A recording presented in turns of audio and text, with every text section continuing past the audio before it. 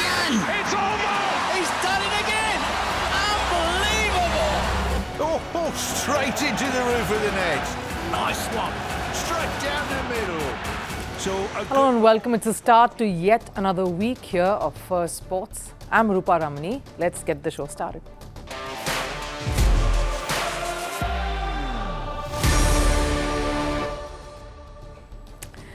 Right on the show today, India lose the Border Gavaskar Trophy to Australia. They will not make it to that World Test Championship final.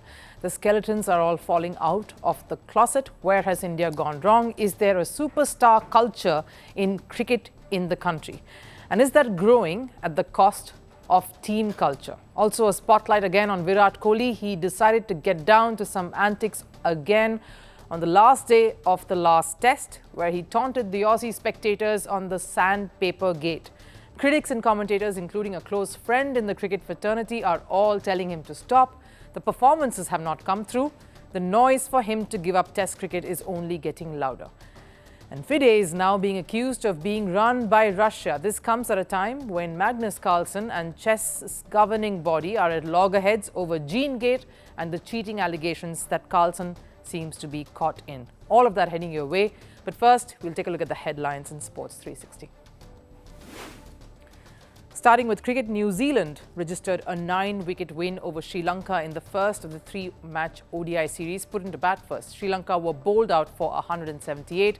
Matt Henry took 4 in his 10 overs. In response, Will Young's unbeaten 90 was enough for New Zealand to chase the target inside of 27 overs. New Zealand have already won the T20 series 2-1. In tennis, Team United States won the United Cup title by beating Poland 2-0. Led by Taylor Fritz and Coco Gauff, Team US outplayed their Polish rivals. Coco Gauff overcame second-ranked Iga Świątek in straight sets to help US win their second title. The first came in 2023, the inaugural edition of the event. On to football. Manchester United and Liverpool played out a 2-2 draw at Anfield in the Premier League. United's 1-0 lead only lasted 7 minutes as Cody Gakpo and Mohamed Salah put Liverpool ahead in the second half. Amad Diallo rescued United with an 80th minute equalizer. Over in America, Inter Miami captain Lionel Messi was awarded with the Presidential Medal of Freedom, the highest civilian honor in the United States. Along with Messi, basketball legend Earvin Magic Johnson was the other sports recipient. And Uruguayan footballer Matthias Acuna was found dead in a hotel in Ecuador. Preliminary reports suggest that Acuna, who was playing in the Ecuadorian Serie A League, committed suicide. The 32-year-old was under investigation for domestic abuse as alleged by his former partner.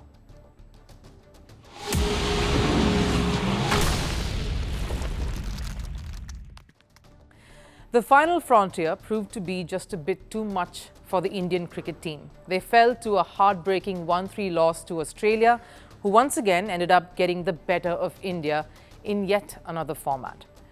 Now, that was a disappointing 2023 that they had. Of course, they lost that World Test Championship final to Australia. And of course, this ODI World Cup final just the same year, towards the end of that year, was just as heart-wrenching. That happened in Ahmedabad. Then, of course, the one in Border Gavaskar Trophy just yesterday, which meant Australia would go through to the final of that World Test Championship. So why did India lose? This is no technical story. There is no reason to go down that road because these are two teams who've been at opposite ends of each other time and again. They know how to strategize. They know how to play test cricket and against each other. And anyway, the technical or strategical mistakes have been well documented over the course of the 5 test matches. This is about the chaos that everyone seemed to be putting a carpet over, or trying to at least, that is raging inside the Indian dressing room. The true character of a champion side and a champion team comes through when they are up against a wall, when they're actually losing. And that's what happened in this series too. Indian cricket showed once again how broken and divided they are, how self-absorbed they can be in their own bubbles. The country was busy praising a captain for dropping himself in a test, watching a captain talk about his selfless act rather than coming to terms with the larger problem that Indian cricket team continues to face. the superstar culture that is threatening to destroy the rich cricket culture in the country. The same superstar culture that makes some of these Indian cricketers demigods, untouchables and faultless. And they also do a good job of keeping that image up. Cricket commentator Irfan Pathan was livid at the end of that series. India does not need superstar culture. India needs team culture. Tell me, when was the last time Virat Kohli played domestic cricket when he was free? When did it happen? How long has it been? The superstar culture that, of course, he's referring to is rampant across Indian cricket, a sense of toxic culture. It prevents a die-hard cricket fan from acknowledging the true errors, the mistakes his or her heroes make. It stops an administrator from taking necessary action, keeping the larger good and purpose of the team in mind. And that, of course, results in only one thing: a big full stop to the growth of a sporting culture, a team culture. When there is I, where is the we? Where is the team? Take Jasprit Bumrah, a champion who's been the sole spark for India in this entire series. He's been dynamic as a bowler, as a leader, and yes, tried his best as a batter too. Kudos to the one man who was trying his best to get India to win. Now, he may be a superstar on the field, but he's far from displaying that superstar status with any antics of it. He was the only one in the Indian squad who truly tried to make an impact, and did too. More than 30 wickets, testament to that. But the sad reality is one player really cannot win a match, let alone a series. And at that post-match presentation, Bumrah tried to highlight this very problem. With one bowler shot, the others had to take extra responsibility. In the nervy moments, whichever team holds their nerve for the longest and sticks together and tries to find a way out of that will win the series. He doesn't say more, but that was enough for me to bring you the true picture. India needs to play as a team, stay together. It is India versus Australia, not one player's quest against another country. It's a series between two teams and two national sides, and you can only win if you play like one. He said it there in plain, simple terms for everyone to realize and understand. India is not holding that Border Gavaskar trophy today because they did not play like a unit. Something Gautam Gambhir, the head coach who's now under fire, at least did enough to acknowledge. I don't want to say that. Since Jasprit Bumrah wasn't there, we couldn't get the result. We had our moments, and it would have been nice if he had been there. We still had 5 bowlers and a good team that shouldn't be dependent on one individual. The loss, of course, came despite having the big names in the ranks, despite boasting of pedigree and top quality players, superstars of the country. Let me remind you about the team that actually, the squad that actually won the Border Gavaskar trophy last. It had players like T. Nataraj, Shardul Thakur, players who got to the national side based on their domestic record, and no superstars there. Led by a captain who was far from that himself, Ajinkya Rahane. It was a collective effort from everyone in that squad. That's why India won. This India was far from what we see today. The World Test Championship has slipped away, and rightfully so. India was outplayed by Australia in every department. But does this system, the superstar-struck system, have the courage to take action and make changes for the larger good, that of the Indian national team, and not pander to individual whims and past glory?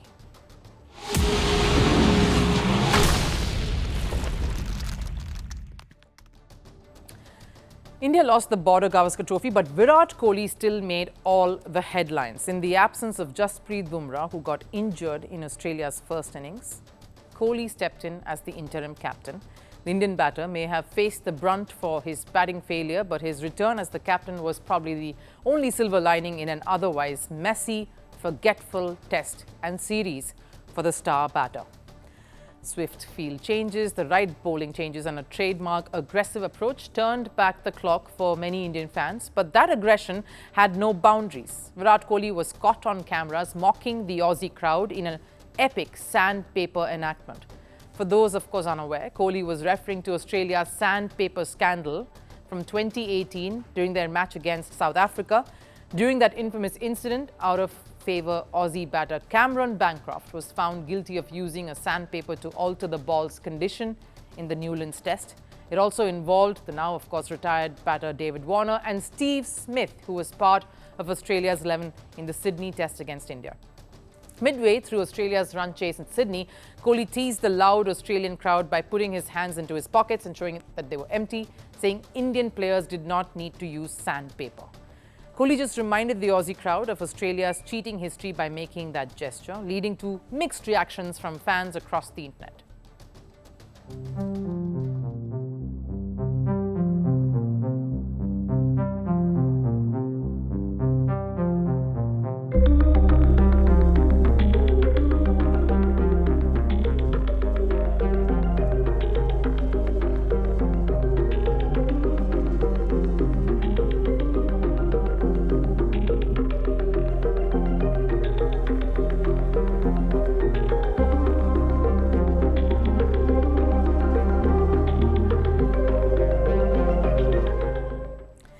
We know it's a very noisy Aussie crowd there, and Kohli was only trying to shut that noise.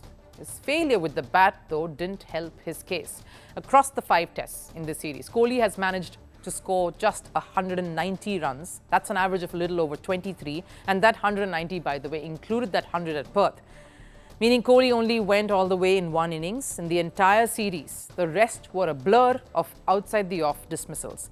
And the biggest reason for this criticism, of course, towards King Kohli, as he's called back home, has been his struggling form.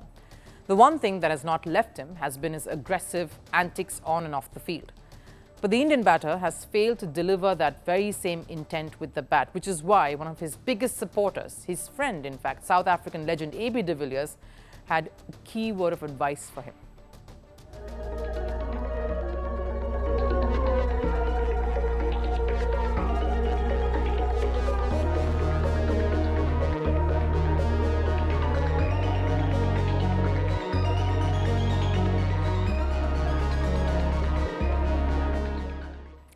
Take the sandpaper gesture, for instance. Had it come in a series where Kohli had scored, was anyway letting his bat do most of the talking, then the Indian batter would not have had to face the brunt of this, of the upset and angry fans. That is not the situation now. And this isn't the only time Kohli got onto the headlines across the series. It started, of course, with the former India captain calling out an Aussie journalist for filming his family before the MCG test. Kohli, of course, wanted the privacy of his family to be respected, understandable, but that didn't go down too well in Australia. The Indian cricketer was called a bully by a broadcaster. His face, dressed up like a clown, splashed across Aussie media. That, of course, happened thanks to a run-in that the veteran decided to have with teenager Aussie Sam Constis, a mid-pitch bump that drew severe flack from just about everyone.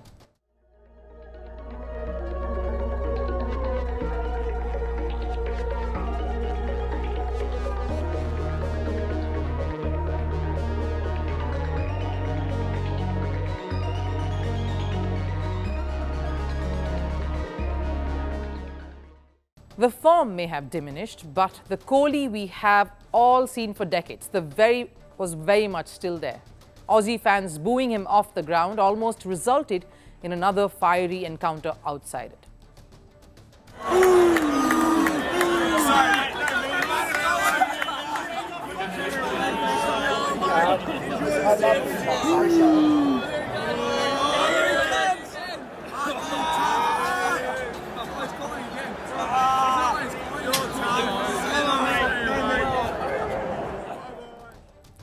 It seems like Virat Kohli just couldn't catch a break. If it was not his antics setting things on fire, it was the Aussie media and his interactions. Like when the Indian squad met Aussie Prime Minister Anthony Albanese. Kohli spoke to the Prime Minister with his hands in his pockets and was criticised for that too.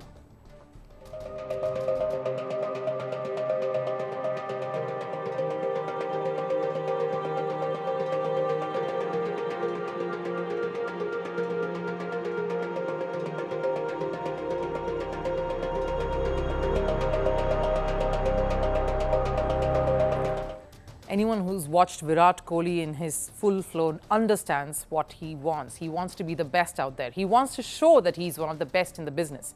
But has all this showmanship, his anger, his taunts, and getting into confrontation mode really paid off or made that happen?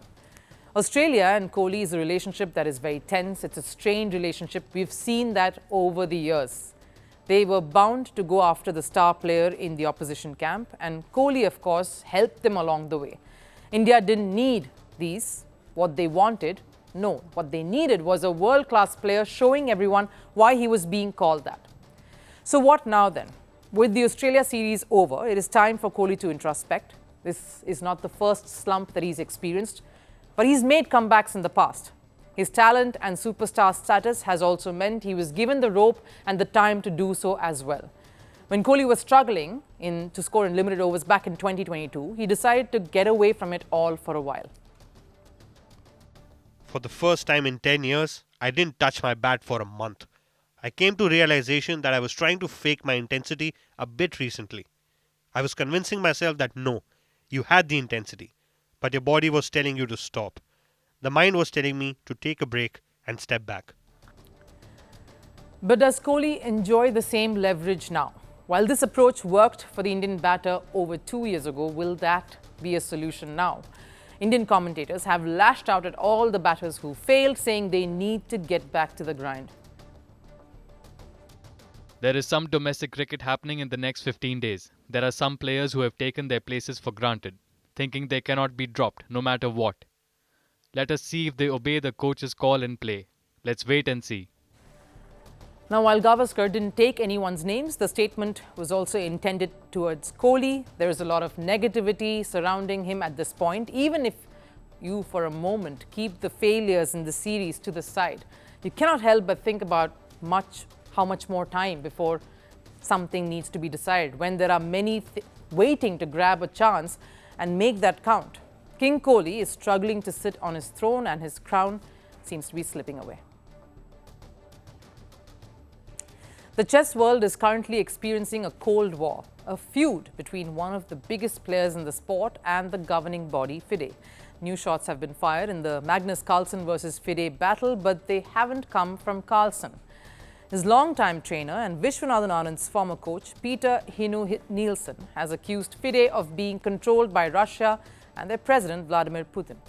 Nielsen went ahead and accused Russia for using chess as a tool for their war propaganda. This comes at a time when Carlsen is under the spotlight for match-fixing allegations. But is Nielsen's statement justified, or is it just his way? And is it just his way of clearing Carlsen's image by questioning FIDE instead? A report. World number one Magnus Carlsen and chess's governing body FIDE are at war. A war that has had its own share of twists and turns. It all started with the GeneGate controversy and Carlsen abusing FIDE, a battle that Carlsen won. Later, it was Carlsen who was caught in a video leak, after which he was accused of match fixing. The video of Carlsen and joint winner Ian Nepomniachtchi went viral. But in the latest developments, Carlsen's longtime trainer and Vishwanathan Anand's former coach, Peter Hinu Nielsen, has launched a scathing attack on FIDE. The Danish Grandmaster has accused FIDE of being a tool for Russia and their president Vladimir Putin.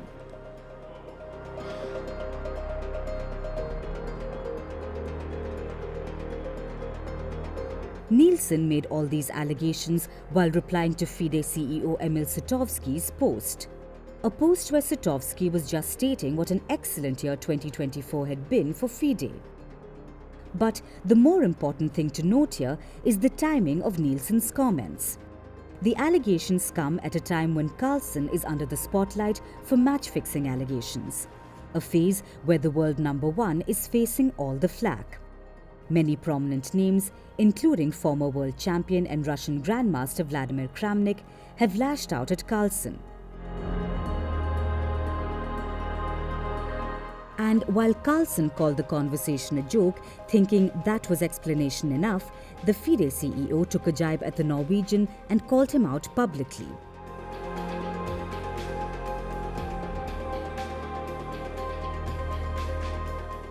And 2 days after, Sutovsky basically threatened FIDE won't remain silent.